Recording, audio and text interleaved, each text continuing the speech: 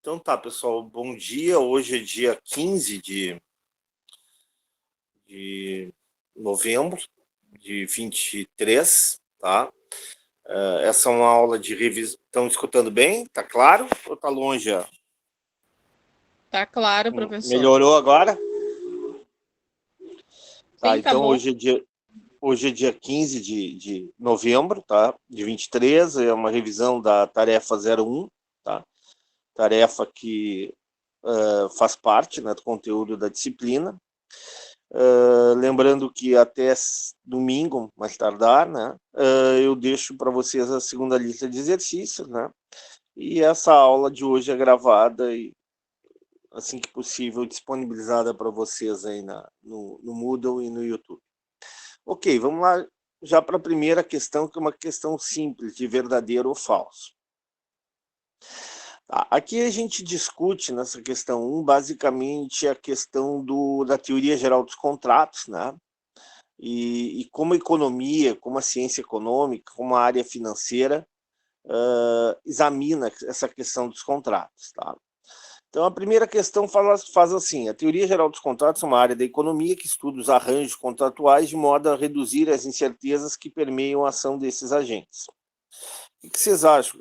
Essa afirmação é verdadeira ou falsa? Verdadeira? Verdadeira. Verdadeira, né? É verdadeiro. O que tem de diferente aqui que vale a pena comentar? Arranjos contratuais. Não é um termo muito usado, né, por nós, né? Mas o que é um arranjo contratual?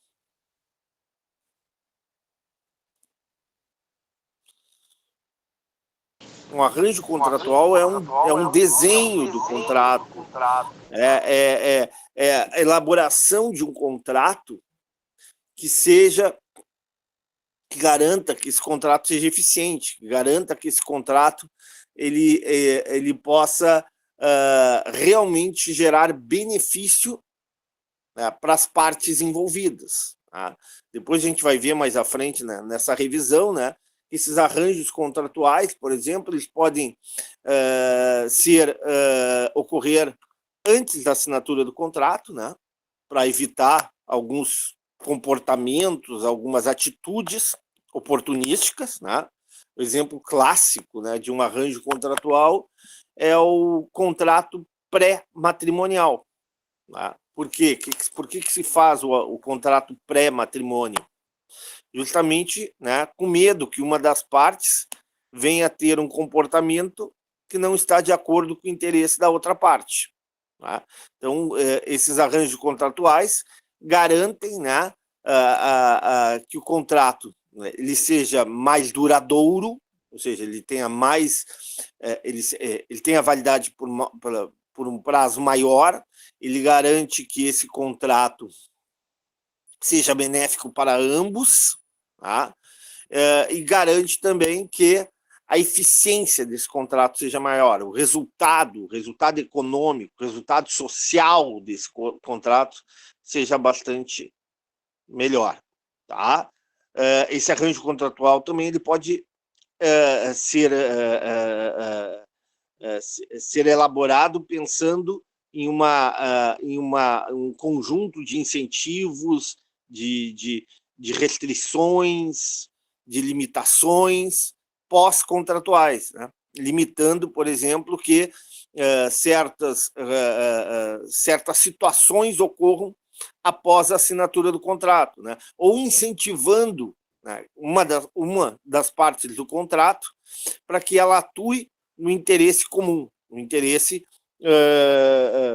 de gerar resultados para o contrato. Então, por exemplo, tá? Quando num plano de saúde a gente elabora um contrato, né, a gente elabora uma estrutura de incentivos para que aquele indivíduo que firmou o contrato de saúde ele não venha a demandar excessivamente bens e serviços. Por exemplo, um desconto para... No caso da saúde é mais difícil, mas no caso do carro é mais fácil. Né? Um desconto para o bom motorista, no caso do carro. No caso da saúde, algumas restrições, como prazo de carência, sistema de copagamento, taxas moderadoras, sistema de limitação de cobertura. Tá? Então, tudo isso são arranjos contratuais, tá? Que permitem que o contrato seja mais eficiente. Me fiz claro ou não? Fala, Maura. O Luiz Henrique está perguntando nas mensagens ali se pode ser considerado uma minuta contratual também. Bom, a minuta contratual, a minuta é o como é que a gente diz? A minuta nada mais é do que o objeto do contrato. A minuta ela é um esboço do que será o contrato. A minuta, o que é importante é como vai estar escrita essa minuta. Né? De que forma o que vai estar contido dentro dessa minuta.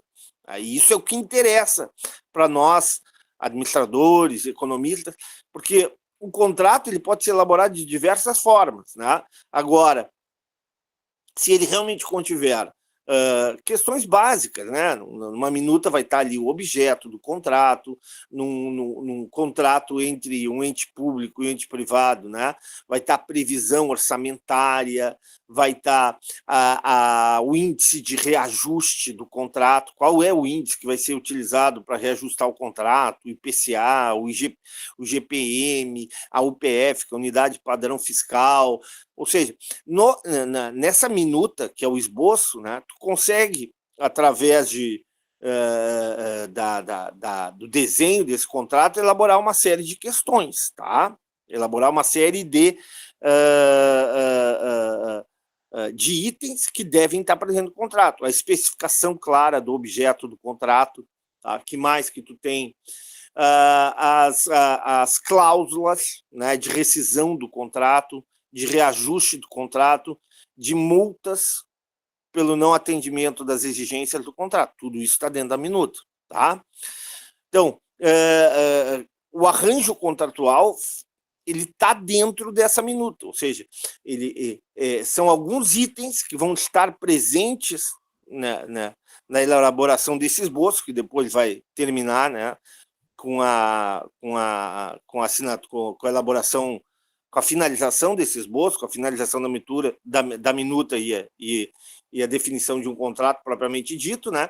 Mas esses arranjos contratuais eles são importantes, por quê? Porque eles vão garantir que esse contrato, esse papel, realmente gere benefícios para ambas as partes. Entenderam? Me fiz claro ou não? Sim. Sim, professor. Tá? Observe que é um negócio meio... Que entendeu. Tá? Observem que é um negócio meio abstrato, né? Meio teórico, né? Mas, na verdade, assim, contrato é uma coisa muito importante. Na medida em que a sociedade evoluiu, né? E a sociedade se tornou mais complexa, né?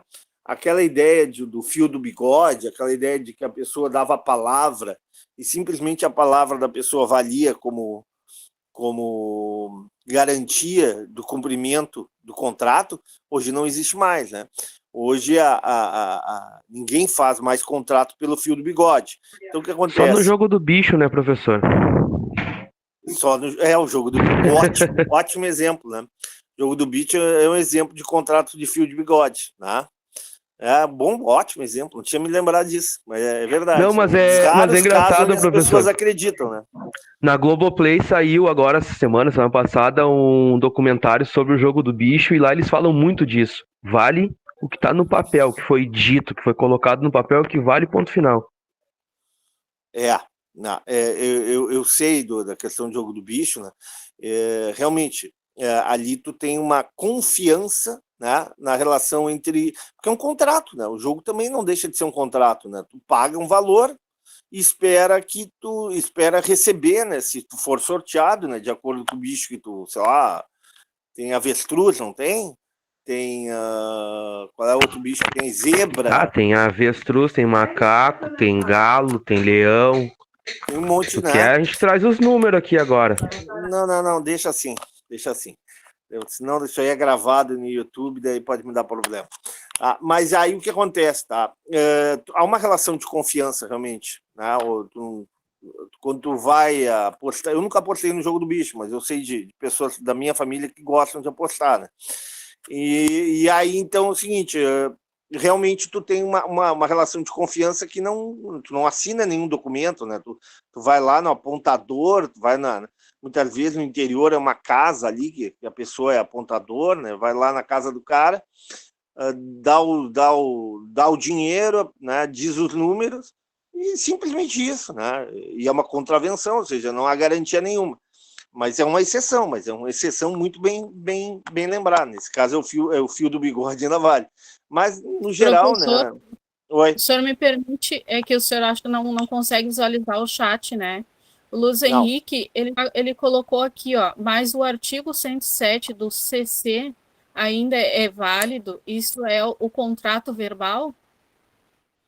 Não sei. Você teria que perguntar para um advogado. Eu acho que não, né? Acho que não. Se tu não for pago lá no jogo do bicho, tu não tem para quem reclamar. Não vai chegar para abrir uma ação no governo e, olha, reclamar para o governo. Não tem como, né? Porque é uma contravenção, né? Tu também faz parte da contravenção. Né? Não é bem assim, não, acho que não, mano. Realmente contrato verbal, não sei se ela talvez tivesse algum tipo de gravação, né, de registro, como um WhatsApp, um e-mail. Penso que na moderna economia, na moderna sociedade, onde as relações são extremamente informais, né, impessoais, né, tem todo aquele conceito de impessoalidade, e a necessidade de formalização dos contratos, da formalização dos atos, é cada vez maior. Né? Mas, claro, isso um advogado poderia explicar muito melhor do que eu. Oi? Alguém quer falar? Professor, Luiz Henrique. Fala, Luiz. Eu peço desculpa para o senhor. Pode falar. Eu estou com a minha máquina com um áudio ruim. E aí o colega está fazendo ponte aí. Na verdade, eu pedi para a Maura levar o seu conhecimento. Na verdade, não foi uma pergunta, é uma afirmação. O Código 107 do Código Civil, ele é válido. É aquilo que o senhor acabou de dizer, é o fio do bigode, vale sim. A única dificuldade, sim, é que no momento de executar esse contrato, aí tem que fazer prova. Claro, vai ser mais difícil? Vai ser mais difícil. Porém, ele é válido. Todos os dias nós fizemos um contrato verbal. Quando nós chegamos na lancheria, pedimos uma xícara de café e um bolo, um pão. Ele é um contrato verbal. Podemos aprofundar isso? Claro, podemos. Na medida em que nós chamarmos uma pessoa para fazer um conserto do telhado da nossa casa, o vazamento do apartamento, ele é verbal. Agora, no momento que você tiver algum conflito de interesse, sim, tu vai ter que rolar testemunhas, documentos. Claro, chamada telefônica, WhatsApp, mas ele é válido. Não, eu te entendo isso, mas a questão é mais ou menos como a gente discutiu nas primeiras aulas a questão da união estável, tá? Até criar uma jurisprudência que diz, olha, união estável não é comparável em alguns termos ao contrato de casamento, né? O casamento civil, né? Agora, a necessidade de algumas provas, né? A brincadeira que se diz da união estável, a prova cabal é a escova de dente, não é isso? Se for encontrada a escova de dente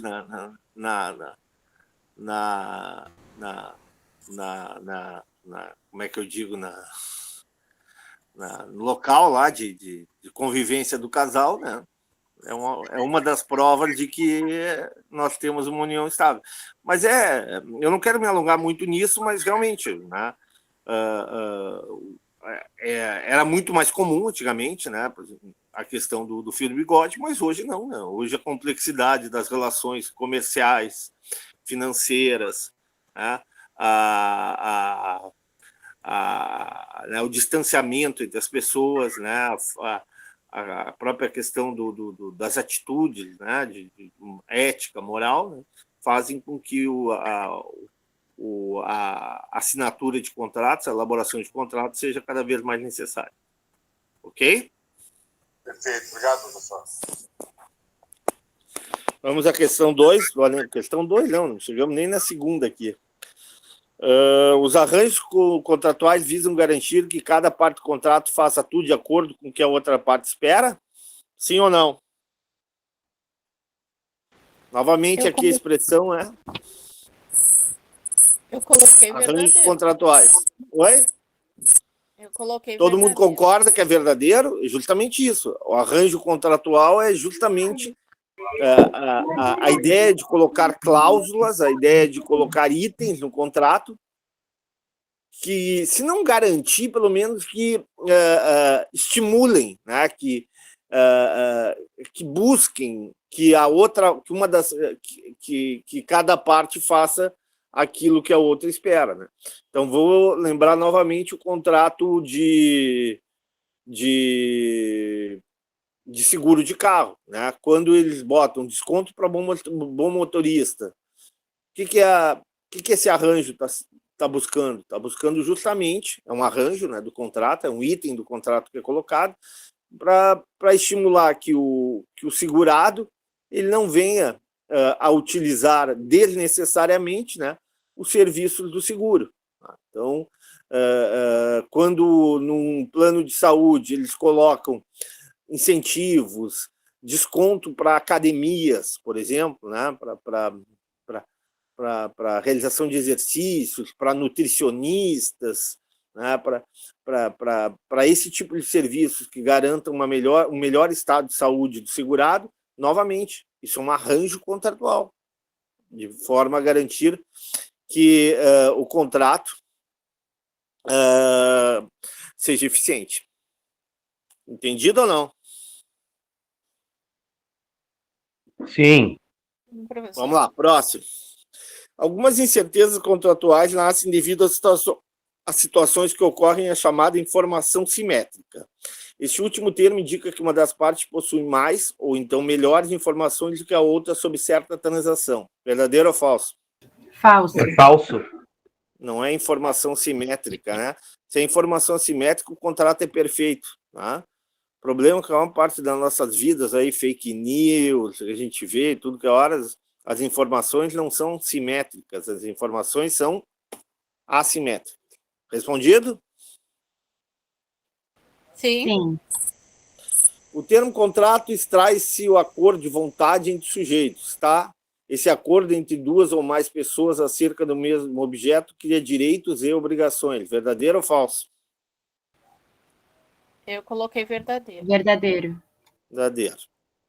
Contrato significa o acordo entre duas ou mais partes para uma determinada finalidade. Ele é um documento na conformidade da ordem jurídica, comprovando quando duas ou mais pessoas assumem determinadas obrigações ou compromisso ou lhes asseguram algum direito. Verdadeiro ou falso? Verdadeiro. Verdadeiro. É verdadeiro. Tá, vamos lá. Dê para mim, Mauro, o segundo aí, por favor. Sim, peraí. A escolha a alternativa correta. De acordo com a teoria dos contratos, a validade do contrato possui tais exigências. A. A validade do contrato só é possível na presença de agentes capazes. B. O objeto contratual deve ser lícito. C. O objeto do contrato deve ser determinado ou determinável. D. Esse contrato, para ser válido, pode ser bilateral ou multilateral. E. Todas as alternativas anteriores. Foi essa que eu coloquei, professor.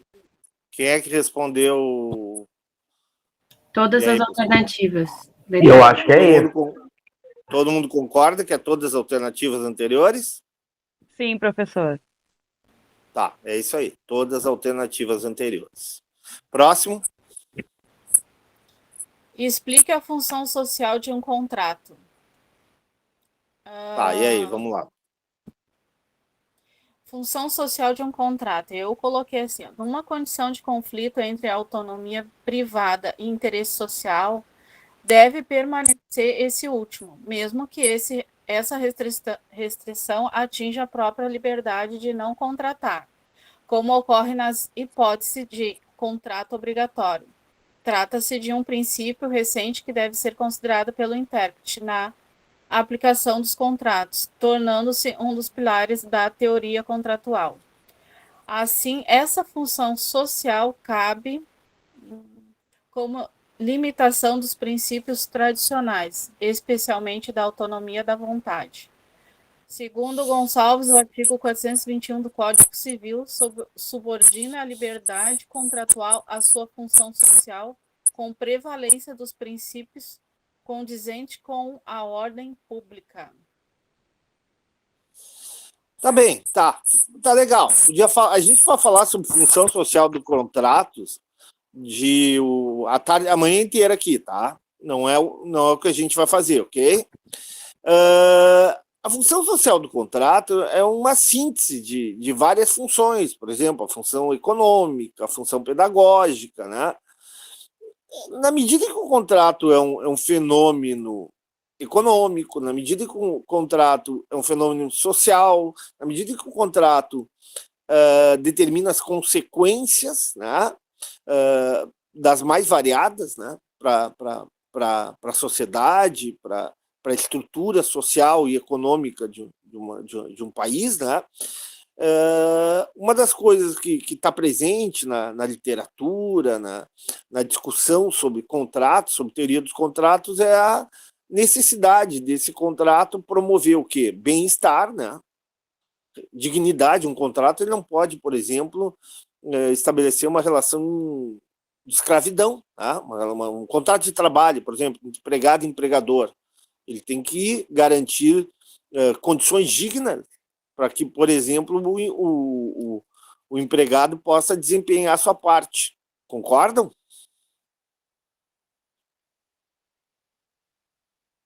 Sim. Tá? Então, o contrato, ele para realmente ele ser reconhecido como um contrato, como algo que beneficia o coletivo, né? Beneficia a comunidade, ele deve levar em conta, ele não pode prejudicar terceiros, né? Eu faço um contrato com outro, mas esse contrato gera consequências, por exemplo, impacto sobre o patrimônio de um terceiro, né? Ou afeta a dignidade, a moral de um grupo, né, em função, ou gera questão de impacto ambiental, por exemplo, sobre propriedades de terceiros. Então, essa série de questões, né, elas devem estar presentes quando se elabora um contrato. Tá? Então, o contrato, a função social do contrato é algo que está presente, que deve ser considerada, né, para que ele tenha validade, para que ele possa realmente ser considerado um contrato benéfico, um contrato produtivo para a sociedade, né? Outra questão, por exemplo, ele deve respeitar o valor do meio ambiente, já falei, defesa do consumidor, né? Contrato na questão da relação organização, empresa, consumidor. Ele deve respeitar questões éticas. Tudo isso faz parte do princípio chamado função social do contrato. Ok? Alguém quer colocar mais alguma coisa?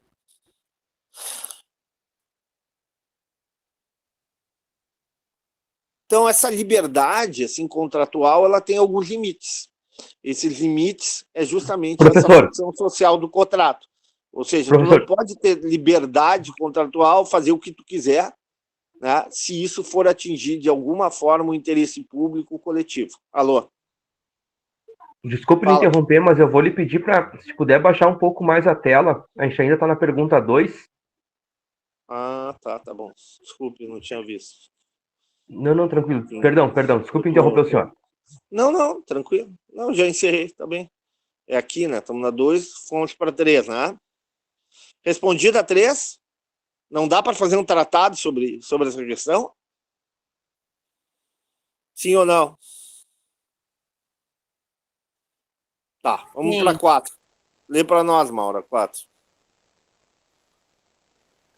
A4. Interprete o gráfico abaixo explicando os possíveis resultados de um contrato, visualizando os pontos A, B e R. Só Que apagar ponto aqui, só um pouquinho para aqui, só um pouquinho. Para que fique tudo na... Agora dá para enxergar, né? Sim. Tá, vamos lá. Tudo na tela, né? Vamos lá. Que ponto? Que ponto representa a situação em que os contratos não se realizam? Eu Tá, coloquei aqui é no interessante. Ponto A, acertaste. Por que o ponto A? Sempre um contrato, mesmo que mal feito, é melhor que um não contrato, na visão econômica, tá? Por quê? Porque o contrato estimula a relação de troca, relação comercial, relação financeira, né? Ou seja, melhora o bem-estar econômico. Então, a pior situação possível nesse gráfico é justamente o ponto A, que seria o não contrato, ok? Próximo. Que ponto representa a situação em que o contrato se realiza, mas o resultado não é ótimo? Eu coloquei no ponto B. Perfeito, né?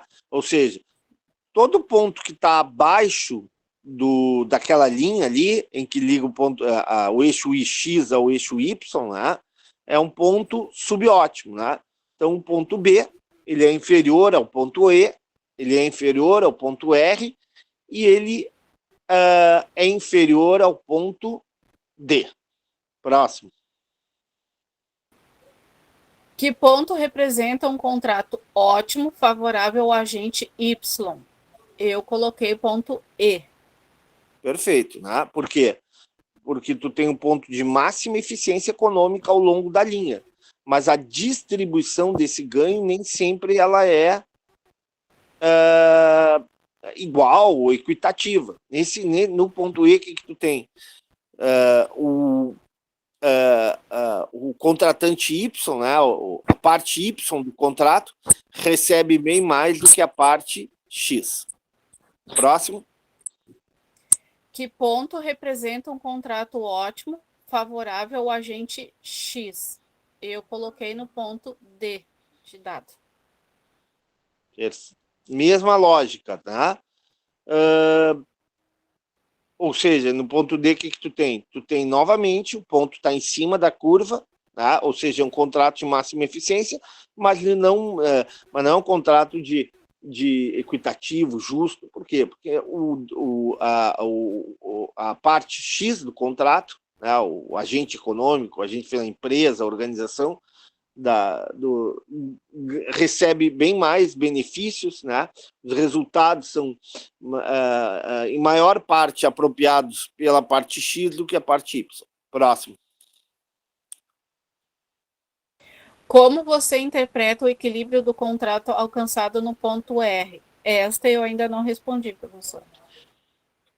A questão do ponto R é o seguinte: além de tu manter a eficiência do contrato, tu tem um contrato mais justo. Por quê? Porque se a gente for olhar ali para o gráfico de olho, né, a gente percebe que no ponto R há um equilíbrio entre o ganho na parte do agente Y, da organização Y e da organização X. Ou seja, ponto R, além de ser um ponto de eficiência econômica, né, é um ponto de equilíbrio na distribuição dos ganhos do contrato. Tá? Então, ponto R, né, dentro daquela visão de justiça social, de justiça econômica, né, seria o ponto mais desejável, né, porque além de ser eficiente, qualquer ponto ao longo da reta ali é um ponto de eficiência econômica, tá? Qualquer ponto, mesmo que esteja muito próximo de X ou muito próximo, ponto T, por exemplo, tá? Estão enxergando o ponto T? Sim. Sim, bem na base. É um ponto, vamos supor, tá? Um contrato de escravidão, como tinha antes da abolição da escravatura no Brasil. Tu tinha um contrato muito próximo de ti. O escravo, ele não recebia nada, muitas vezes ele era ele era obrigado a trabalhar e ganhava simplesmente, né, alimentos e e o básico para a sua subsistência, né? E todo ganho do trabalho de escravo era apropriado por quem? Pelo seu dono, pelo proprietário. O contrato era eficiente? De certa forma, sim, sob o ponto de vista da eficiência econômica, sim, mas era justo? A distribuição de recursos era justa? Não. Entenderam?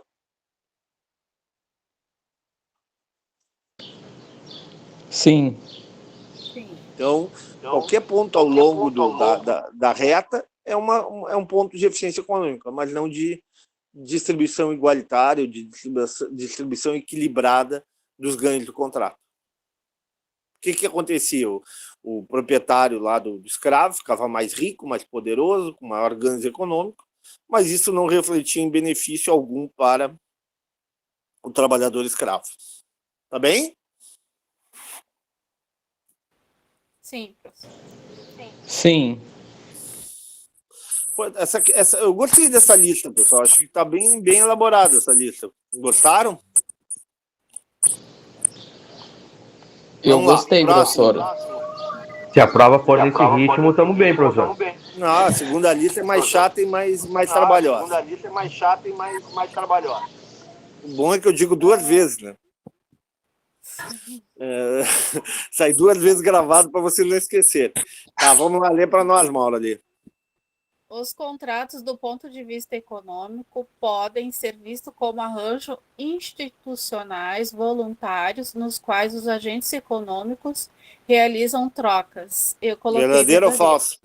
Verdadeiro. Alguém colocou falso? Não. Próximo. As trocas repousam na convicção de que ambas as partes que estabelecem e firmam um contrato obterão um benefício maior do que se não o estabelecem. Eu coloquei Verdadeiro, verdadeiro. né? Verdadeiro também. Perfeito. Sempre. Terceiro. Um contrato é eficiente ou aumenta a eficiência se ao menos um indivíduo melhora de situação sem que o outro piore. Verdadeiro. Verdadeiro, né? A situação de Pareto. Né? Quando o matemático Vilfredo Pareto começou através da matemática, mostrar, né, que as trocas, que as relações comerciais e financeiras gerariam aumento de eficiência, né, ele dizia justamente isso: olha, eu tenho uma situação ótima de Pareto, eu tenho um ponto ótimo, justamente quando eu consigo melhorar a situação de um sem piorar do outro. Tá? Então eu tenho Professor, uma situação. Fala. eu tenho uma pergunta. Quanto a essa afirmação aí, se a gente comparar o ponto T do gráfico, não seria o contrário, porque o piorar não quer dizer que não vai trazer benefício para alguém? Não, olha aqui. O contrato é eficiente ou aumenta a eficiência se ao menos um indivíduo melhora a situação sem que piora do outro. Então vamos lá. Do ponto B para o ponto R, ambos melhoraram ou não? Sim. Do ponto B para o ponto E, ambos melhoraram ou não? Não, só um. Só um, tá? Mas o ponto, independente do que seja, o ponto T, o ponto D, o ponto R e o ponto E é uma situação melhor, de mais eficiência econômica do que o ponto E. Mesmo o ponto E perdendo. Tá. Tá? Então, assim, ó, para ficar mais claro, tá? O que é o ponto a melhor situação possível? Qualquer ponto ao longo dessa reta é um ponto ótimo, um ponto ótimo de Pareto, um ponto de máxima eficiência. Por quê? Porque na economia, no cálculo lá do Pareto, ele não discutia a distribuição dos ganhos, ele discutia o máximo resultado possível, a máxima eficiência econômica. Então, qualquer ponto aqui é um ponto de máxima eficiência econômica ao longo dessa reta. O que o Pareto diz? Opa, mas se eu saio de um ponto, tá? Vamos supor que vou dar um exemplo aqui. Vamos supor que eu saia de um ponto, tá, em que o resultado do contrato é 90. Sendo que cada um ganhou 45, ok? De acordo. E vou para um outro ponto onde o resultado é 100. E um continua ganhando 45 e o outro vai ganhar 55. Esse segundo contrato é mais ou menos eficiente que o primeiro? É mais eficiente e não prejudicou a outra parte. Um Pelo aumentou o menos uma potencial, das outro não. partes aumentou. Exatamente. Entendi. Agora, se eu vou de... Vamos supor, tá? Eu vou de 90. Aí eu tenho que contar de 90. Um é 45 e o outro é 45. E vou para um contrato de 100, onde um ganha 40 e o outro 60. O primeiro contrato, quem é mais eficiente, primeiro ou segundo contrato? O primeiro contrato, o segundo já mostrou ineficiência. Não. Eficiência não pressupõe distribuição. No primeiro contrato, cada um ganha 45, tá? No segundo contrato, um vai ganhar 40, o outro vai 60. Mas qual é o resultado maior no contrato? Tá, o 100. Tá? Então, quando eu falo em eficiência, eu não tô preocupado com distribuição. Tá ok. Não, tá então, ok, tá ok. Entendi. É isso aí, tá? Então, vamos lá. Próximo. Mauro. A eficiência de um contrato dependerá da distribuição de ganhos entre os agentes econômicos. O que eu falei há pouco? Que é falso, não falso, depende da distribuição. Claro, não depende da distribuição. A eficiência do contrato é o resultado. Como vai ser distribuído? Bom, é outra questão, não é para economista isso. Não, é claro que é para economista, é para administrador, né? Claro que nós economistas, nós administradores, também nos preocupamos com a distribuição de ganho, tá? Mas não é uma questão de eficiência, é outra questão de justiça, justiça tributária, justiça social, é outra... são outros elementos que estão presentes aí quando tu toma a decisão, muitas vezes, de distribuir melhor os ganhos. Lembrando sempre, a nossa visão de... Alô? Estão me escutando? Eu tô. Sim. É que caiu aqui o celular.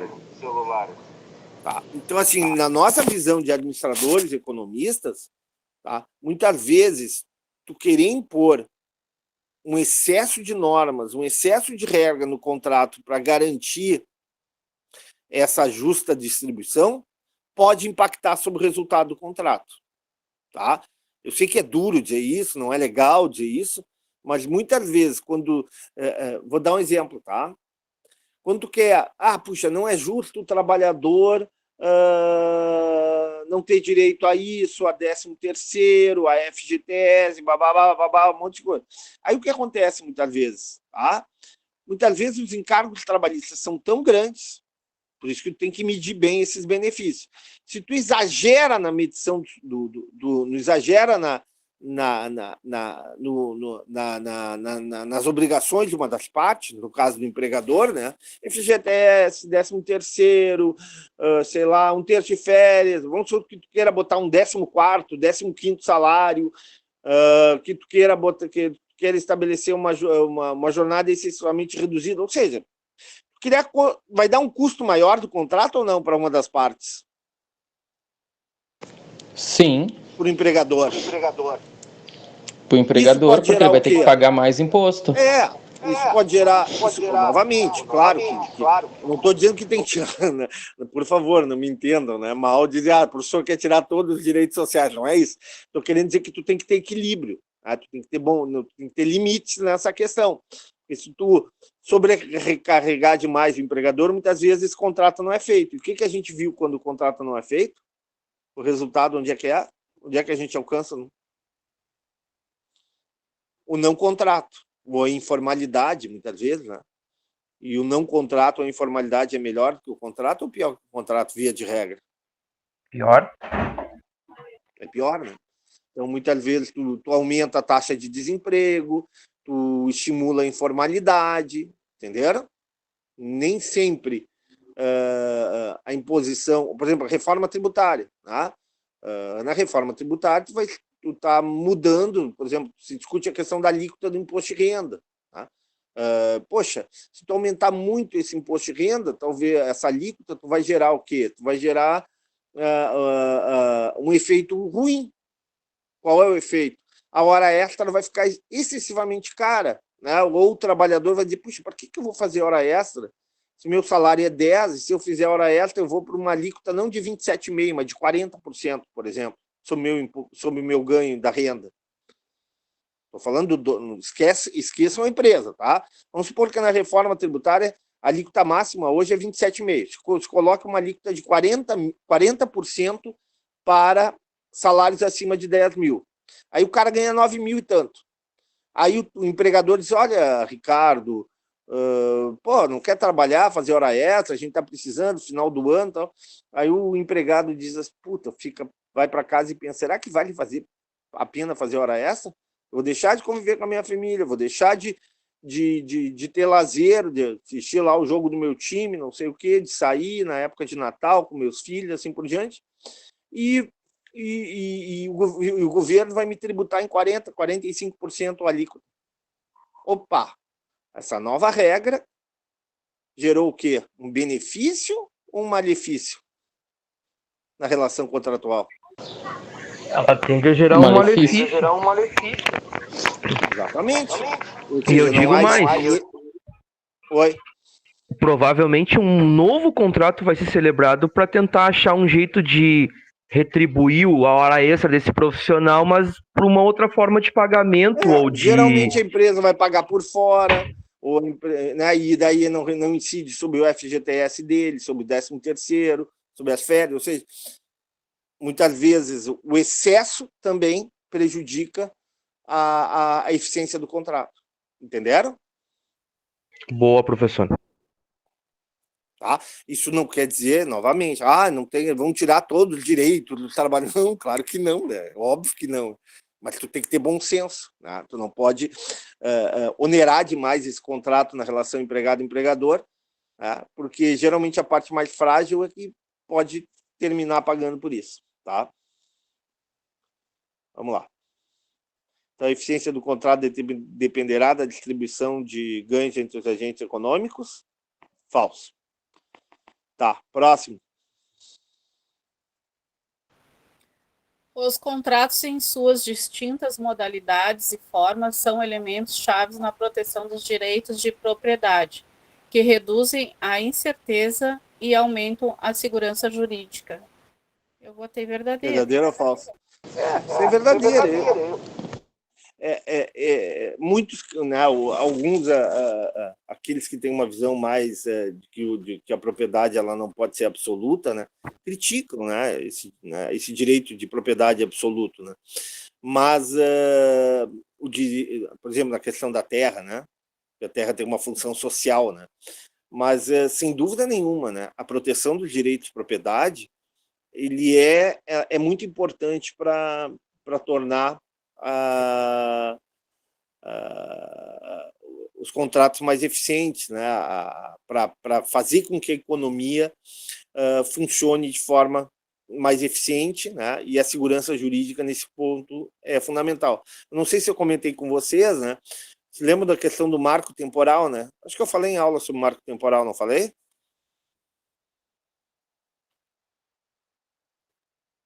Eu não recordo, professor.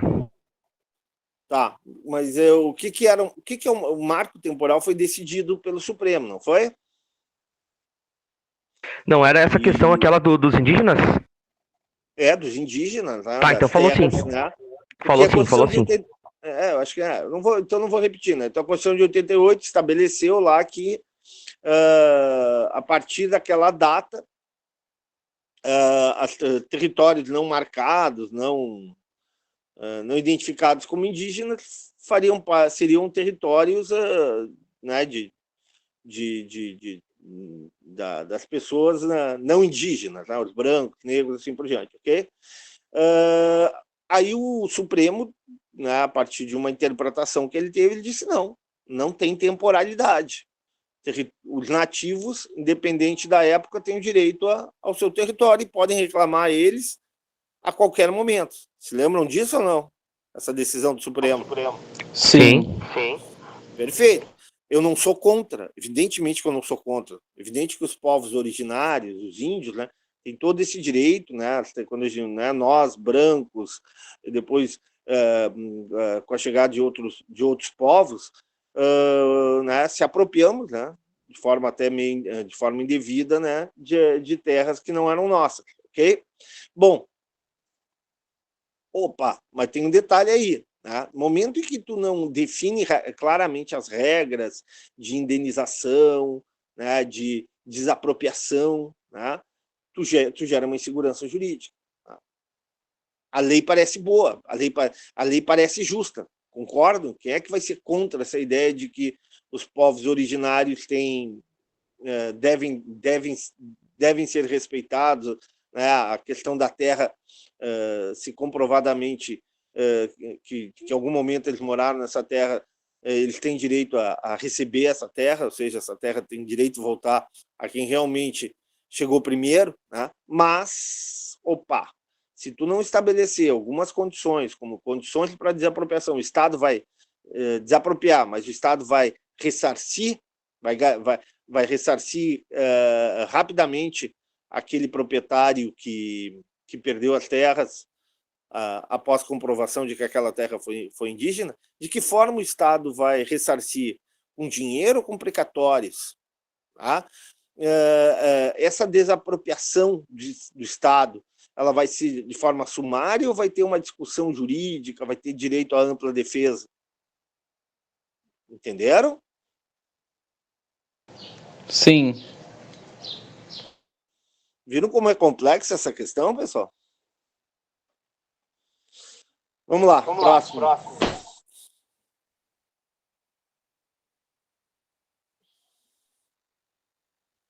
Maura, tá aí ou já foi almoçar? Oi, professor. Eu estava Almoçando, guria? sem ligar o áudio. Olha só, o professor colocou, o Luiz Henrique colocou no chat assim, ó, a incerteza jurisdicional e legislativa são as que mais prejudicam a plenitude da execução dos contratos. Foi justo aí, vai ao encontro do que a gente está falando. Exatamente isso. Próximo. Tá. As instituições têm o papel de reduzir os custos de transação contratual, melhorando a eficiência econômica das relações comerciais e financeiras, determinando o crescimento econômico de um país. É o que o Luiz falou, né? O que são as instituições? É o judiciário, é o legislativo, tá? Quanto menor esse custo de transação, né? Quando tu imagina um agricultor lá que tem uma terra e que está na dúvida, vai plantar ou não vai plantar? Poxa, começa a plantar e lá está identificado que é uma terra que já foi de os índios ocuparam, e o Estado determina de forma sumária a desapropriação. Qual é o prejuízo que ele vai ter? Olha o grau de incerteza, olha o grau de insegurança que esse proprietário vai ter. Né? Então, as instituições, através das leis, das regras, né? E, de certa forma, aí vou dar os parabéns, primeiro, ao judiciário, que eu acho que fez certo, não definiu um marco temporal. Né? Ou seja, não tem essa de que as terras indígenas só são aquelas que foram identificadas como indígenas antes de 88. Acho que o Supremo fez certo, mas ele fez apenas uma parte. Agora tem a outra parte que o Legislativo está fazendo. Tá bem. Vamos interpretar, né? A interpretação da lei é feita pelo Judiciário, o Supremo fez a interpretação, okay, da Constituição. Agora vamos estabelecer regras. Não é assim, não é de uma hora para outra que essa propriedade, essa terra vai passar de uma mão para outra, ou seja, vai sair do proprietário que está lá, sei lá, 50, 70, 100 anos trabalhando na terra, para voltar aos povos originários. Algumas condições, o governo deve, de certa forma, ressarcir, ao direito de ampla defesa, deve haver uma discussão sobre se realmente aquela área deve ser ou não desapropriada, ou seja, uma série de questões que é papel das instituições no sentido de reduzir os chamados custos de transação contratual. Está respondido? Sim. Próximo. Vamos lá.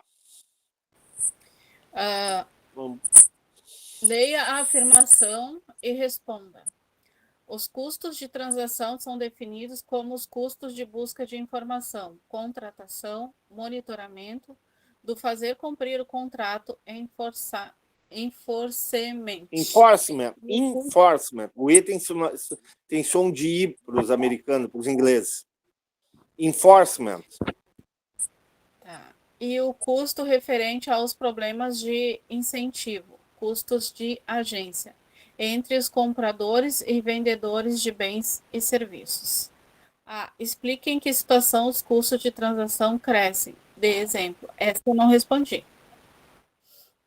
E aí, me ajudem?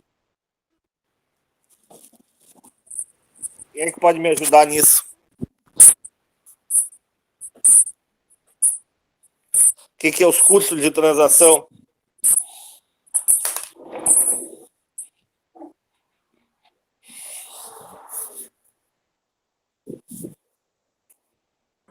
É todo aquele custo que a gente vai ter na negociação. Por exemplo, eu vou negociar com um fornecedor lá da Itália.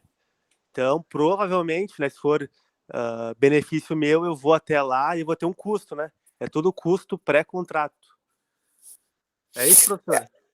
Por aí. O custo de transação é aquele custo, tá, da burocracia, por exemplo, tá? Do excesso de... Já que tu falou da Itália, por exemplo, tá? Vou dar um exemplo de custo de transação. Estava escutando um jornalista que está na Itália e ele diz o seguinte: uma empresa de drones que tinha que fazer uma série de testes nos drones e tal. E a legislação italiana era extremamente complicada, não, limitava, né, a realização desses testes. O que fez a empresa? Ela teve que fazer uma parceria com uma empresa inglesa, tá, para que esses testes fossem realizados na Inglaterra. Opa, isso não implicou em um custo de transação? Não houve um crescimento do custo de operação dessa empresa italiana? Sim. Aí tu tem vários tipos de situações, seja por questões ambientais, seja por questões trabalhistas, seja por questões sociais, né? De onde esse custo de transação ele gera um impacto, né? Ele gera uma dificuldade, né, na eficiência da formulação de um contrato. Então, o custo de transação ele impacta, ele pode impactar, e se ele for significativo, ele pode impactar ou na efetivação do contrato, ou no resultado, na efetivação ou não do contrato, na realização ou não do contrato, ou realizado o contrato no resultado, né? No resultado, nos benefícios que esse contrato poderia ser alcançado se não tivesse esses custos de transação. Opa, agora a igreja tá mil aqui agora. Próximo ali. Qual a importância das instituições garantirem o enforcement do contrato? Isso aqui a gente já falou bastante, né? Qual a importância do legislador? A gente falou agora há pouco do marco temporal, né? Da questão da temporalidade das terras indígenas, né? Então, quando as instituições, seja o poder jurídico, né, o judiciário, seja o poder legislativo, né, a Câmara, o Congresso Nacional, quando essas instituições conseguem deixar claro para a sociedade, né, criar regras claras, normas, né, de que a lei será cumprida, que existe segurança jurídica nos contratos, né, isso gera um benefício, uma maior eficiência do contrato. Por último, ali, como os incentivos podem reduzir os custos de transação de um contrato? Novamente, o que são os incentivos? Incentivos são estruturas, são arranjos contratuais que beneficiam, que geram diminuição dos custos contratuais. Por exemplo, tá? Tu tem o chamado custo de monitoramento, tá? Muitas vezes na relação empregado e empregador, na relação entre diretor e acionista, tá? Na relação entre o administrador público, o gestor público em uma empresa que presta serviços, né, o serviço de serviço, por exemplo, de transporte coletivo, serviço de limpeza urbana, tá? No caso de Porto Alegre, tem uma empresa que presta um serviço de limpeza urbana, de coleta de lixo, né, coleta do lixo orgânico, do lixo comum, assim por diante, né, do lixo seletivo. Opa! Será que a prefeitura consegue efetivamente fiscalizar? Quantos fiscais a prefeitura teria que colocar para ver se esse serviço realmente está sendo bem feito, esse serviço de coleta de lixo? Tá? De que forma a prefeitura... qual é o custo dessa fiscalização pela prefeitura? Será que em vez de estabelecer esse monitoramento amplo, montar equipes de fiscalização, passando de bairro em bairro, para ver se essa coleta está sendo feita de forma correta, não seria mais interessante elaborar um arranjo contratual, né, criando incentivos para que essa empresa realmente trabalhasse no interesse da prefeitura, né, em convergência aos interesses da prefeitura, ou seja, que a coleta fosse realmente uma coleta rápida, que não atrapalhasse o trânsito, que não deixasse resíduo nas ruas. De que forma a prefeitura pode fazer isso? Sei lá, através de alguns índices de qualidade, alguns parâmetros estabelecidos no contrato, que se a empresa cumprir, ela pode inclusive receber uma bonificação, receber uma vantagem, né, ou receber até mesmo um selo de qualidade, né, que vai beneficiar ela em futuras licitações, em futuros contratos. Entenderam? Alô? De acordo. Sim, Tá? Positivo. Isso é um problema, né, pessoal? É uma coisa que eu discuto. Esse é um trabalho para quem trabalha com administração pública. Para mim, eu tenho um TCC que eu gostaria de fazer, tá? Vou falar para vocês. Ontem a gente falou dos TCCs, não falamos? Sim. Para mim, principalmente quem faz a área da administração da saúde também, porque é um assunto de saúde pública, tá? Esse sistema de coleta de lixo que tem em Porto Alegre, dessas caixas, né, como é que a gente chama, né, caixa? Como é que é? Me ajudem aí. Container. São os containers. Os containers, tá? Para mim, não deu certo. Para mim, eu sei que é um sistema muito, muito eficiente na Europa, muitos países, na Itália tem, na Espanha tem esse sistema de container, na Inglaterra tem esse sistema de container, mas para nós não deu certo. Por quê? Nós temos uma característica, nós temos muito morador de rua, não temos? Sim, bastante. E eles muitas vezes entram dentro desses containers, jogam toda a sujeira para fora do container. As pessoas, já vi várias pessoas abrindo o container e botando lixo que não é o adequado para o container. Né? As ruas ficam mal cheirosas. Né? Eu moro na Duque aqui, tem uma calçada ali perto do Hotel Embaixador, né, que é lá quase no viaduto, intransitável a calçada, porque o cheiro é insuportável de passar ali, tem rato. É que virou um banheiro, né, professor, dos moradores de rua. Isso é um trabalho de administrador, tá? Vocês um dia pensarem em fazer um TCC, puxa, será que não teria um outro tipo de sistema mais adequado para a nossa realidade econômica e social? Que é diferente de Barcelona, que é diferente de Milão, que é diferente de Turim, entendeu? De Madrid, de Londres. Tá? Às vezes a gente quer copiar uma coisa que é boa para os outros, mas talvez não seja boa para nós. É que não se adequa à nossa realidade, né, professor? Claro, exatamente. Mas é só uma para te ver como vocês podem trabalhar com diversas questões aí, tá? E vale tanto para o pessoal da saúde, porque isso é uma questão de saúde pública, quanto o pessoal da administração pública, tá? Ô, professor, outra coisa, esses containers aí, eles são de material, eles são de alumínio, né? Eu vou dar um exemplo que não é nem da Europa, né? Tá? É da América Latina, aqui da Argentina. A Argentina tem o mesmo processo, tá, de coleta de containers, só que o material lá é plástico. Então lá funciona super bem. O que acontece no Brasil? O morador de rua, né, ou a pessoa ali de mau caráter vai lá, quebra a tampa, que é de alumínio, e revende no ferro velho. Então, se tu for passar ali quem mora perto aí dessas zonas que tem aí os containers, pode notar aí que vai estar sem a tampa dela, tá? Porque o pessoal arranca e vai vendendo ferro velho, tá? E o mais errado aí, ó, é quem compra, tá? Esse material aí.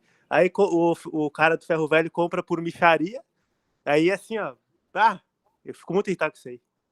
É uma questão de gestão pública isso aí também, né? Mas isso reforça, o gestor público tem que estar atento a isso. Opa, não é, nesse sistema não está dando certo. Sim, concordo. Pelo menos o material não está dando certo. Falou do material, eu vou mais além do que o material. Eu falo da sujeira, da questão da saúde pública, né? do lixo, do rato, até mesmo para esses moradores de rua. Eles entram, eu já vi vários deles dentro desses containers. Sim, eu tô falando com um colega exatamente isso no WhatsApp, no privado aqui, a gente está conversando sobre a questão dos containers. Ele mesmo falou que o pessoal entra dentro do container, o caminhão coleta e o cara vai parar lá e o rapaz vai parar, o morador de rua vai parar lá dentro, lá na Lomba do Pinheiro. Onde é que se uma coisa dessa? Eita, isso é mito ou é verdade? É verdade isso aí, professor. É verdade. O pessoal entra dentro, quando vê a coleta aparece, joga para dentro e, meu Deus do céu. Meu Deus. Bom, vamos lá. O Deraldo tinha levantado a mão. Fala, Deraldo. Professor, obrigado, colega. Não é que, na realidade, eu não quero voltar ao que o senhor já tinha falado, mas eu levantei a mão quando a gente estava discutindo aquela questão. E aí agora já pulou para outra. Com respeito explique em que situação os custos de transação crescem. Eu dei uma pesquisada em alguns autores e eu encontrei 3 itens que eles exemplificam como os que mais podem contribuir na situação dos custos de transação. Eles falam de racionalidade limitada, especificidade de ativos e o oportunismo. Tá? E aí eu botei a explicação de cada um, né? Botar o exemplo ali. E aí agora eu não sei se essa bibliografia que eu consegui... Tá, vamos lá. Racionalidade limitada. O que é racionalidade limitada? São situações onde o indivíduo ele não está na sua plena racionalidade. Tá? Isso, exatamente. Então, o que seria? Tá?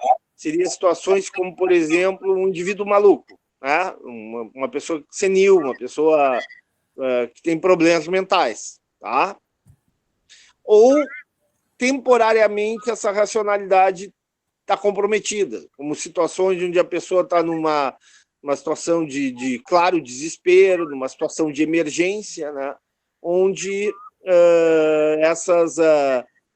essa racionalidade, temporariamente para esses indivíduos, né, por uma situação de angústia, desespero, depressão, ansiedade, né, está presente. Né?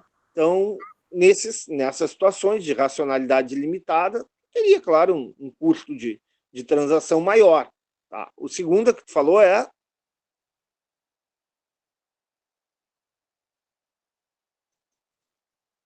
Qual é o segundo item que tu falaste? Alô? Alô? Estão me escutando ou não? Voltei. Desculpa. Sim, professor. O segundo item, especificidade de ativos, né? Fala sobre a exclusividade do fornecedor do produto ou serviço. Tá? Um ativo específico, ele não vai conseguir ser reempregado, ao menos não sem que haja alguma perda de valor. Dessa forma, né, quanto mais específico, mais caro tende a ser o custo de transação. Isso aqui tá bom. Isso aqui a gente também já falou em aula. Eu dei exemplo válido, dei exemplo, por exemplo, de contratos de licitação, né, Sim, não, o senhor falou, a minha dúvida só é se eu tinha colocado correto. Não, aqui. Tá certo. Né? Eu falei de forma mais ampla, mas lembra que eu falei daquela empresa de Santa Cruz, a COP, que produz sinaleiras? É um exemplo, né, de específico. Quando tu começa a especificar muito um objeto a ser licitado, né, tu limita a competição, limita a concorrência. medida que tu limita a concorrência, o custo de transação fica mais alto. Provavelmente o Estado vai ter, a concorrência vai ser menor, e o Estado vai pagar um valor mais alto do que pagaria se tivesse uma gama de empresas maior para participar do certame licitatório. Isso. Entendeu? Terceiro item é o oportunismo. O oportunismo a gente também já falou bastante, né? O oportunismo é aquela... são ações pós-contratuais, né? Que seja normalmente por falta de monitoramento, por falta de um arranjo contratual bem feito, né? As pessoas tomam atitudes no interesse de maximizar o seu benefício, prejudicando o contrato, que muitas vezes é coletivo, né? Que vai afetar todos. Então, eu dei o exemplo da velhinha, que é ela que deixa de nascer. Se tu deixar ela, né? Ela faz um seguro-saúde, vou ficar aqui vendo sessão da tarde sozinha, sem ninguém? Não, eu vou pegar o ônibus, que é de graça, né? Vou passar a tarde inteira lá no consultório, falando com a secretária, conversando com o médico sobre os netos, sobre a família. A cada dia vai ter um problema novo, um dia a unha encravada, outro dia vai ser a visão que está com uma coceira, terceiro dia vai ser uma tossezinha. Ela não vai parar, por quê? Porque ela está tendo um comportamento oportunístico. Não significa dizer que a velhinha é mau caráter, ela nem sabe qual é o impacto que tem sobre o contrato, mas isso vai gerar um impacto sobre o contrato, entenderam? Ok, professor, obrigado. Quem é que vai terminar pagando? Via de regra, os outros que fazem parte desse contrato coletivo. Tá? Vale o mesmo, por exemplo, um contrato de financiamento, onde tu tem um grande número de inadimplentes, tá?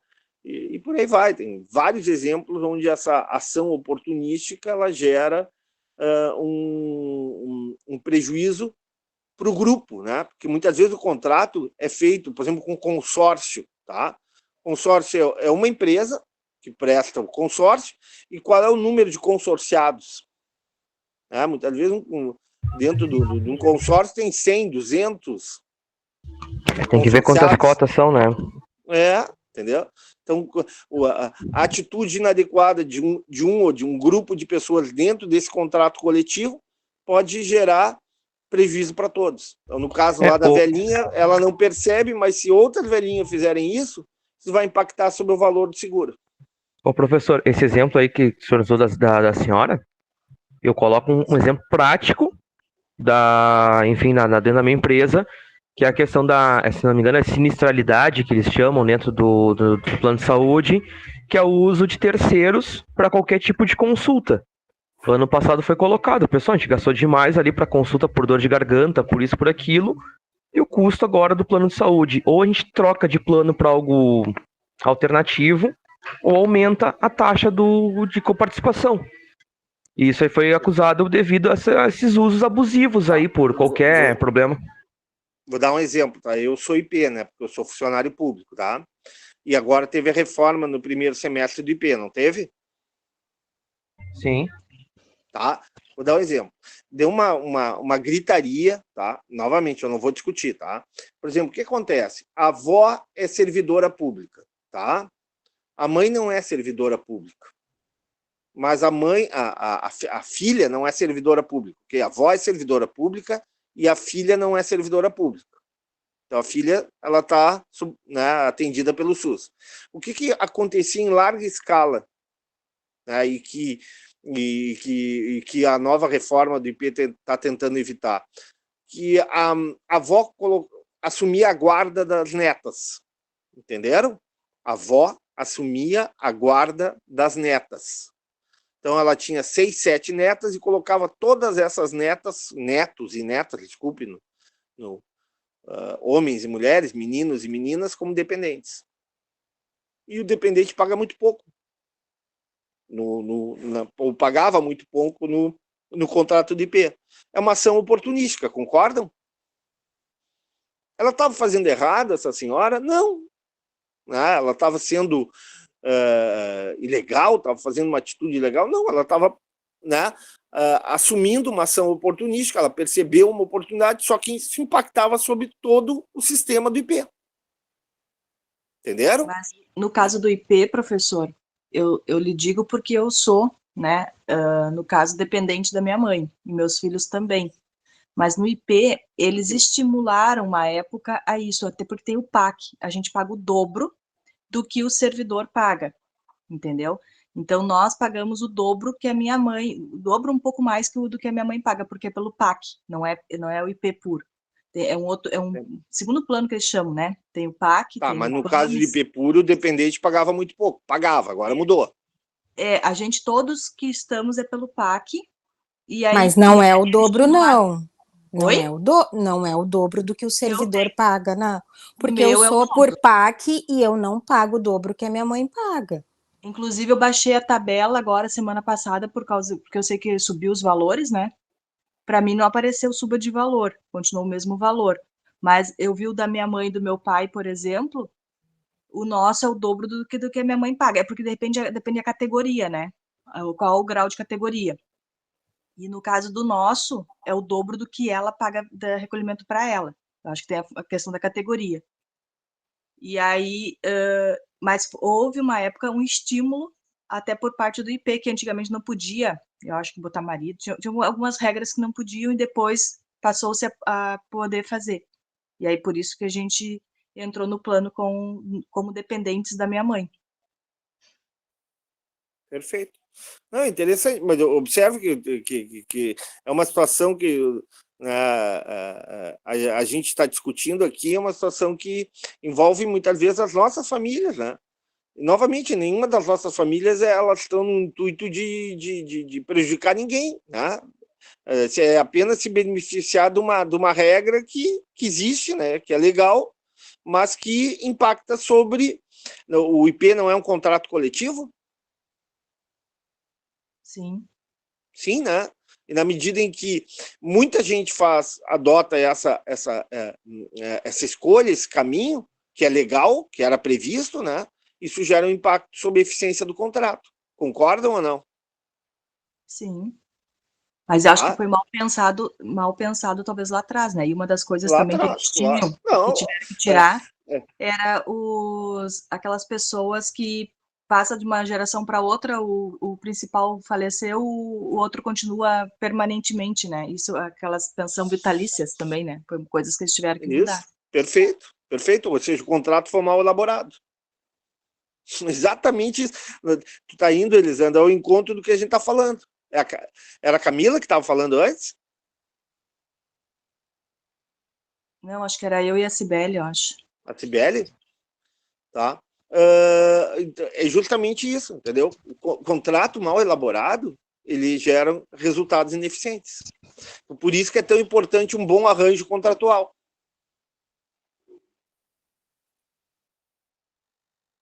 Tá bem? Sim.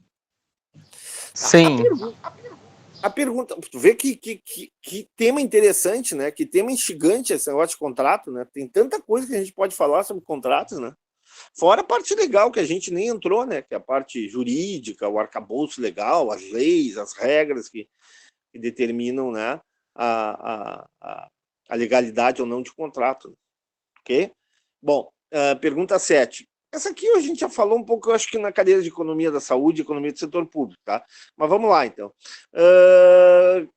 Tu tem problemas, né? Tu tem um contrato, né? E tu tem problemas que são chamados problemas pré e pós-contratuais, né? O que seriam os problemas pré-contratuais? Basicamente aqueles problemas de informação oculta. Tá? Informações ocultas. O que são as informações ocultas? São aquelas informações que muitas vezes uma das partes do contrato esconde, né? Esconde com o objetivo de ter benefícios. Né? Então, por exemplo, né?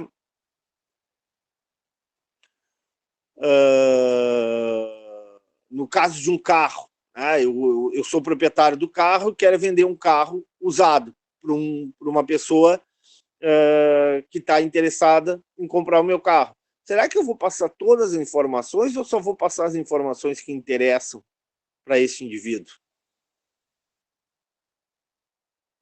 O que vocês acham? Só as informações que interessam, né, professor? O senhor quer vender o carro? Vai numa relação conjugal, né, entre duas pessoas. Será que eu vou falar, tu conhece a pessoa, começa a namorar 1, 2 semanas, né? Será que tu vai falar as tuas virtudes ou os teus defeitos? Muitas vezes tu esconde até. Esses dias eu estava vendo um filme e a pessoa não era. O cara lá do filme não era detetive, né? Ele tinha rodado não sei quantas vezes no teste para detetive, né? E a esposa dele. E ele tinha escondido já, informação oculta, né? Então ele tinha escondido a esposa, era casado há quase 15 anos com a esposa, e essa informação, ela, né, para todo efeito, a esposa chamava ele como detetive, identificava ele como detetive. Na verdade, ele não tinha o título de detetive porque era uma comédia, né?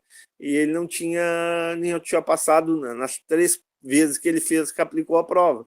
Isso é bobagem, mas é uma informação oculta. Na área da saúde é muito comum essa questão da informação oculta, né?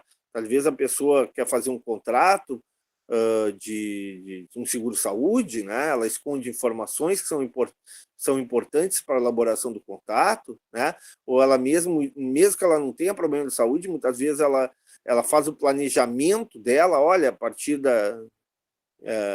momento que eu tiver esse contrato assegurado, eu vou planejar minha gravidez, eu vou planejar uma série de cirurgias, né, funcionais ou estéticas, né, que eu não faria antes da realização do contrato. Novamente, nós temos aí uma relação assimétrica, né, onde uma das partes oculta informações importantes para a elaboração de um contrato ótimo, para a elaboração de um contrato eficiente. Isso aí são os chamados problemas pré-contratuais. E os problemas pós-contratuais, né, são aqueles problemas decorrentes de uma mudança de comportamento após a assinatura do contrato, né? Ou seja, o indivíduo casa, né, o parceiro, a parceira casa, e uma das partes muda o seu comportamento, né? Começa a tomar atitudes que não representavam um comportamento pré-contratual, tá? Novamente, tem um problema de eficiência do contrato aí, né? Seja por uma questão financeira, seja por uma questão, sei lá, comportamental. Na área do seguro, no seguro saúde, a pessoa começa, agora eu tenho contrato, eu vou ter, vou ter outro tipo de comportamento, eu vou ter, falamos da senhora mais velha, que vai procurar um médico com mais frequência, vai realizar exames com mais frequência. Aí eu, por exemplo, eu tenho que fazer um Holter. Holter é um exame cardiológico que o médico pediu para fazer de rotina. E aí eu fui buscar, né? Eu tenho o Saúde e Paz, né, junto com o IP. Eu só vou conseguir marcar esse Holter para o final de dezembro, né? Tal a demanda por esse tipo de serviço. Logo, a primeira coisa que poxa, tem alguma questão, será que não há uma... E muitas vezes isso aí, essa indução da demanda vem dos médicos, né? Porque boa parte dessas, não é laboratórios, seriam o quê? Clínicas, né, que fazem esses testes, né, são associações entre médicos, entenderam?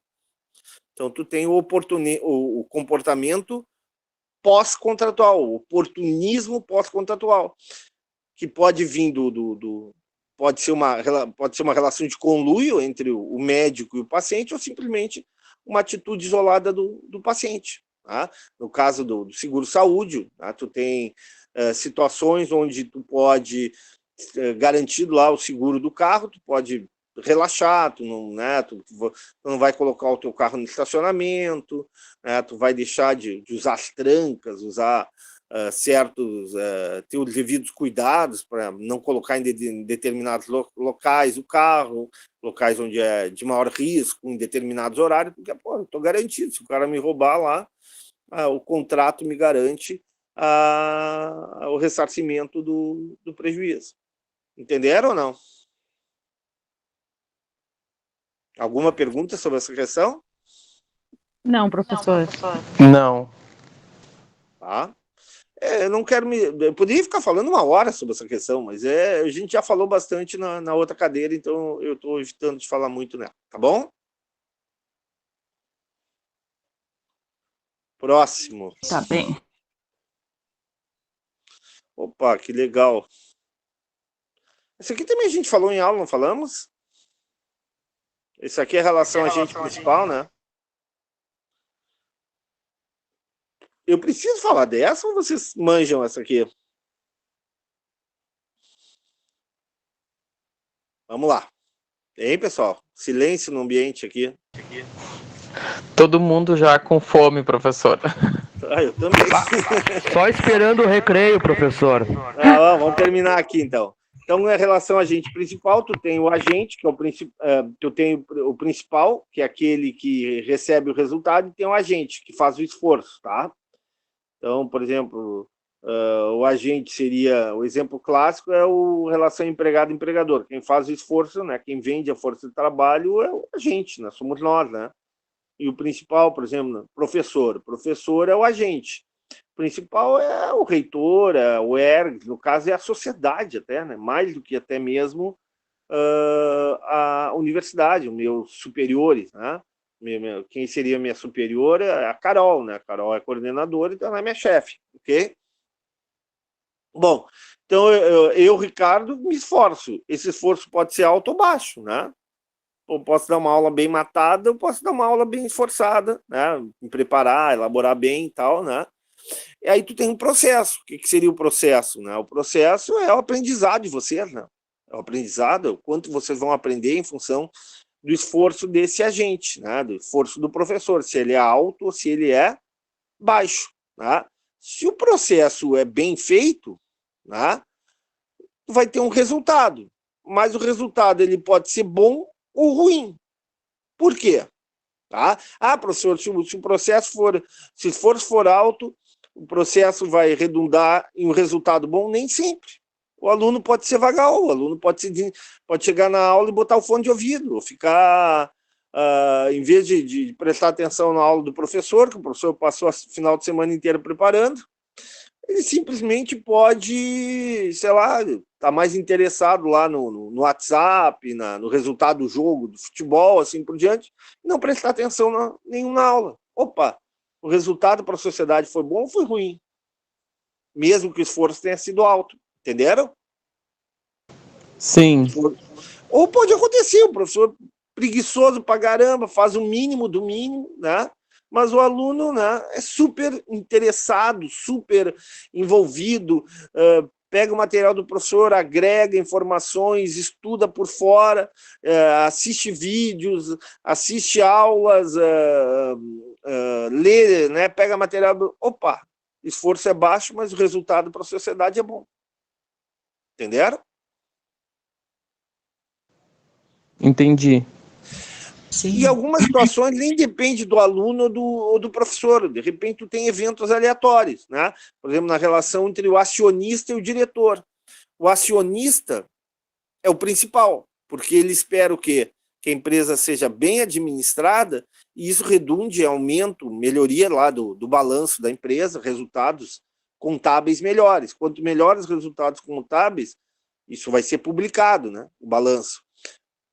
Um bom balanço significa a valorização das ações. A valorização das ações significa um ganho para o acionista.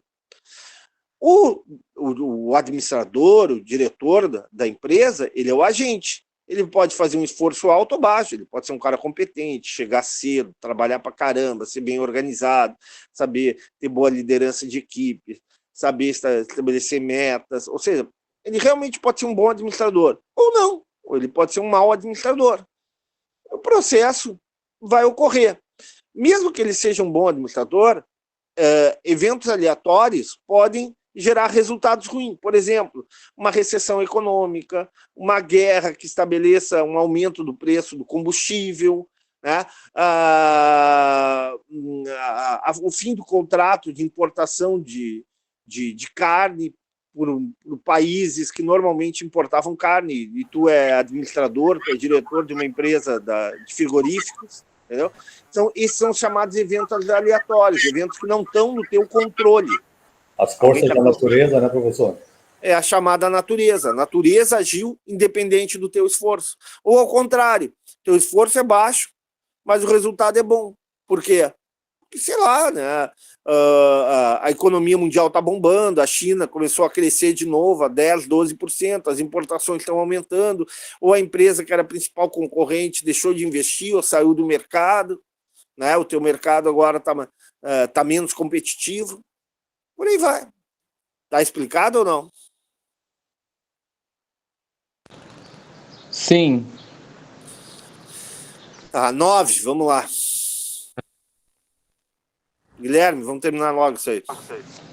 Vamos lá, professor. A 9 é o seguinte: primeira opção, a teoria do agente principal assume que em um contrato típico o estado da natureza e o esforço da parte contratada podem não ser observáveis e que os agentes aplicarão esforços para reduzir, com base em incentivos, um resultado subótimo. Não, É subótimo. verdadeiro ou falso? É. Eu acho que é verdadeira. Aqui é um pega-ratão aqui, Guilherme, o finalzinho aqui. Não é um resultado subótimo. É um resultado ótimo. Tá? Aqui botei de propósito, tá? No final, é justamente isso, né? Os agentes aplicarão esforços, aplicarão incentivos, arranjos, para que essa relação agente principal, esse problema de agência, seja minimizado, né? E o resultado alcançado seja um resultado ótimo. Próximo. Os agentes são avessos ao risco, enquanto o principal é neutro, de modo que a alocação ótima do risco permite que se definam parâmetros de incentivos eficientes determinados no desenho do contrato. Isso aqui é mais complexo, eu vou explicar, porque isso vai demorar um pouco, mas está verdadeiro, tá? Mas os agentes são avessos e eu também estou cansado. Tá? Vamos lá, toca a ficha, próximo. A teoria de agência considera a impossibilidade de desenhar contratos ótimos devido à existência de assimetria informacional. Verdadeiro também, tá? Mas depois a gente vai ver com calma, vou revisar com calma. Vamos botar as respostas aqui agora. Tá, considera. Próximo. A teoria de agência considera a ação oportunista dos agentes e pressupõe a possibilidade de desenhar contratos eficientes considerando a elaboração de incentivos no desenho do contrato. Tá, isso aqui também é verdadeiro. A aula que vem eu vou explicar melhor para você. Próximo. O objetivo central na elaboração do desenho de um contrato simétrico é o de motivar os agentes a cooperar, transformando situações sem convergência em um resultado cooperativo em soluções factíveis. Também, verdadeiro. E o último aqui. Isso aqui, pessoal, é só pegar o... Alguém fez isso aqui? Sinceridade. Eu fiz. Débora, tá aí ou não? Eu fiz, professor. Tá, vamos lá, Débora. Porque isso aí tá no livro, não tá? No material do Moodle, não tá? Tem um salário material... utilidade. Salário utilidade. Salário utilidade... Não, vamos por aqui. Esse primeiro aqui, o que é? Tá, a organização ali pode determinar, eu coloquei ajuda de custo. Isso. C. Isso, tá? Ali é o processo, o acordo pelo qual o funcionário adquire direito à aquisição gradual de ativos da empresa onde trabalha Geralmente, o direito é concedido após um período de tempo ou após o cumprimento de metas e objetivos determinados previamente. Eu Que é coloquei isso? como vesting. Vesting, exatamente. Vesting. Próximo. No setor Onde é que tá? público Qual é a brasileiro. letra do vesting? I. É o I. É, tá. Próximo. No setor público brasileiro, ele existe, está previsto em lei e pode ser dividido no PIS e no PASEP. Eu coloquei como abonos salariais, letra B de bola. Abonos salariais, perfeito. Próximo. São valores pagos para cada colaborador ou equipe que atingir uma determinada meta. Eu coloquei Prêmios. como... eu tinha Prêmios. botado... eu botei gorjetas, então eu confundi essa, professor. Prêmios, né? Prêmios. Tá, próximo. Tá. São complementos para o trabalhador oferecidos como, por exemplo, auxílio-refeição, vale-transporte e etc. Salário-utilidade, letra A. Exatamente. Próximo. São incentivos específicos a determinado setor de serviços e pode ser recebido de forma individual ou dividido entre os funcionários da organização. Então, essa é gorjetas? Gorjetas. Tá, Gorjetas. então eu Próximo. tinha trocado as letras. São oportunidades para funcionários que permite que eles comprem ações da empresa a um preço fixo, chamado de preço de exercício ou preço exercido. Se os preços das ações aumentar, o funcionário pode comprar ações ao preço de exercício e vendê-las ao preço de mercado mais alto, assim obtendo lucro. Stock Options. Stock Options, também. Próximo. Tá. Serve como incentivo para o estabelecimento de metas globais de um setor ou de uma equipe. Tal incentivo deve ser cuidadosamente aplicado para não criar injustiças ou insatisfação na organização. Eu botei letra G, sorteios. Sorteios. Próximo. São exemplos desse incentivo os adicionais noturnos e o pagamento de horas extraordinárias de trabalho. Letra E, salário completivo. Perfeito. Próximo. É o percentual da empresa que será reservado para os primeiros investidores e ou funcionários, dependendo do estágio e da maturidade da organização e da necessidade de contratação. Letra J, Option Pool. Aí o outro eu esqueci de apagar, é isso? Daí já tinha resposta, professora. Essa ficou fácil. Que moleza, hein? No modelo de negócios, tá? Na qual duas empresas, tá bem. Tá bem, é isso aí. Tá?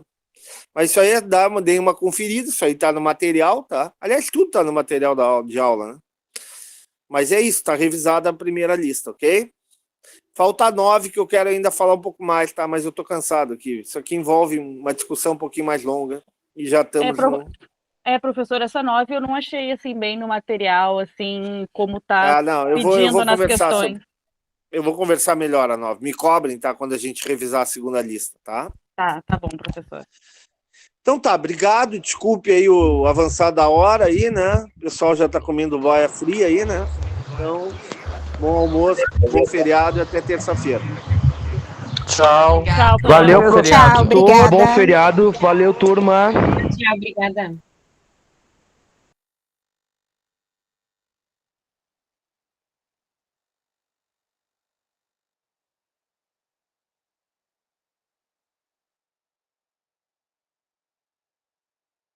E professor, tá por aí, hein?